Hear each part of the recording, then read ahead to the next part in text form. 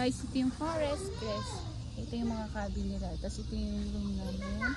Ay, tutur ko kayo sa room. Ito si Zane. Ito ang pa-table nila. Yun yung may pakape. Yes. Ito yung room. Maganda rin naman guys. May pa-chinela sila. And then, pakape, tubig. Ano mga laman nito? Wala guys. Wala.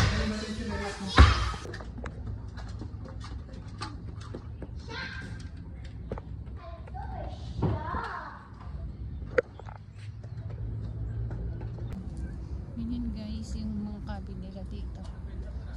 Tapos nandoon yung wave pool siguro. Ayan yung itsura ng forest crest.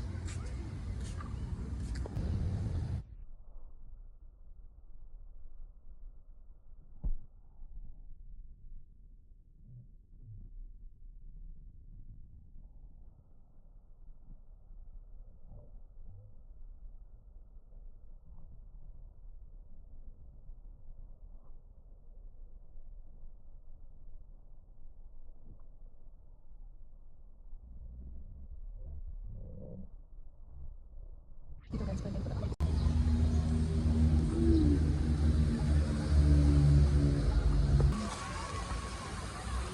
Natabuhangin sila. Galing. Pangayuhan! Iwan! Ano Zane?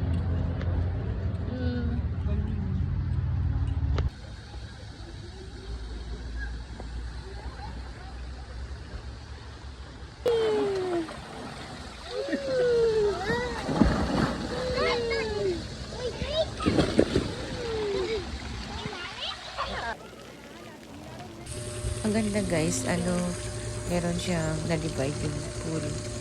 Mayroon 6 feet. Tapos doon sa pinakadulo na right side, 2 feet. Maaga pa naman eh.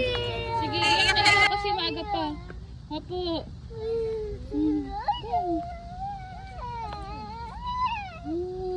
Wow!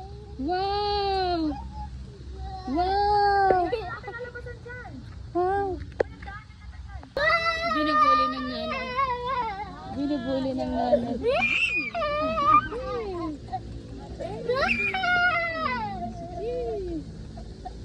Sige.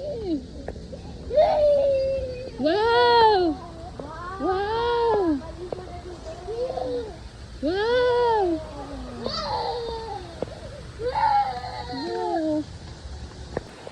Wow!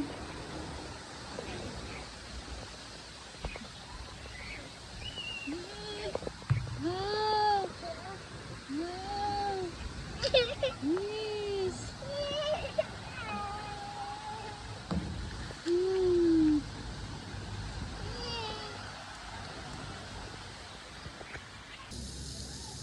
Guys, ito yung wave pool mo.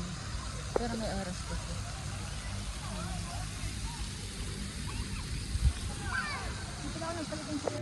Hello guys, hindi na ako nag-record dito kasi nag-wave pool na. Nag-start yung wave pool ng 9 AM. Tapos 10 minutes lang yun. 2 beses siya nag-wave pool. Nag-enjoy ang kids. Ito guys yung tinulugan namin. Tapos yan yung pakapi ng morning. Yan din yung nagbanding-banding kami ng gabi. Kasi malawak yung room. Pwede kami magkasya lahat. Ayan. Diyan kami kumakain sa isang room. Nandun lahat yung pagkain. Tapos ng aming outing. 2 PM check-in. Check-out alas 12. Galing, may mga manggising na dito. Ang lalayo ng pool dito sa mga cabin, kailangan ng shuttle. Katulad nyo, no, may paparating. Yan yung shuttle. O, ayan. Guys, yan yung shuttle. Papunta dun sa wave pool. Ayan. May mga shuttle sila dito. Kasi malayo.